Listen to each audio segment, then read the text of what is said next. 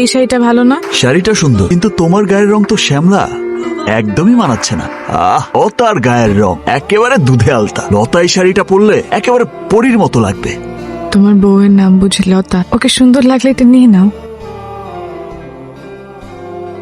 এই রংটা ভালো না? শাড়ির সঙ্গে ভালো লাগবে। কালারটা সুন্দর, কিন্তু তোমার ঠোঁটে মানাচ্ছে না। লতার ঠোঁট ওকে দারুণ মানাবে। দাও দাও। এই জুতোটা ভালো লাগছে না? তোমার পায়ে ভালো লাগছে না। লতার পা তো অনেক সুন্দর, ওকে বেশ মানাবে। হলো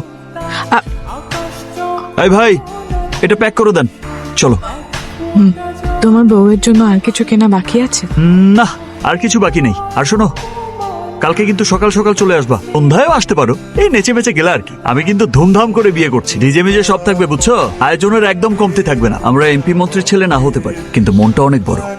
তুমি এত খুশি মনে বিয়ে করছো দেখে আমার খুব ভালো লাগছে।